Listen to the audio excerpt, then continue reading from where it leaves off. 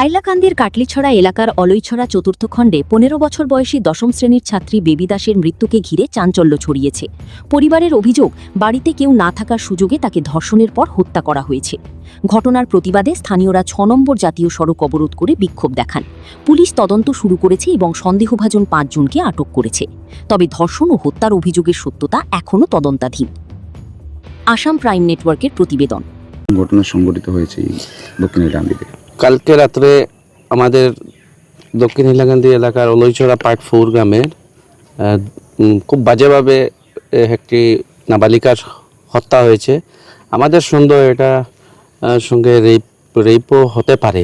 এটা এখন police investigation চলছে, ফরেন্সিক টিম এসেছে। আর সরকার এবং মাননীয় মুখ্যমন্ত্রী মহোদয়ের কাছে অনুরোধ অতি সত্বর ফাস্ট ট্র্যাক কোর্টে তাদেরকে ফাঁসি দেওয়ার দাবি জানাই। তৎসঙ্গে পরিবারকে আর্থিক 10 লক্ষ টাকার সাহায্য প্রদান করা হোক, এটাই দাবি আমাদের। কোন সময় এই ঘটনা সংঘটিত হয়েছে? অনুমানিক কালকে রাত্রে 12টা সাড়ে 11টার ভিতরে।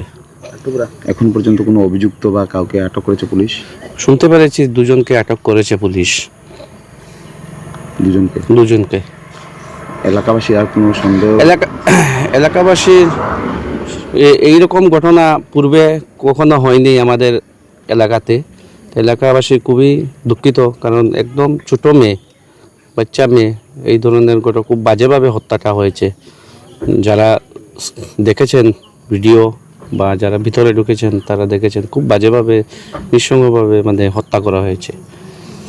আর যদি মুখ্যমন্ত্রী মহোদয় পারেন তাহলে এই অভিযুক্তদের এনকাউন্টার করে মারাটা খুবই প্রয়োজন।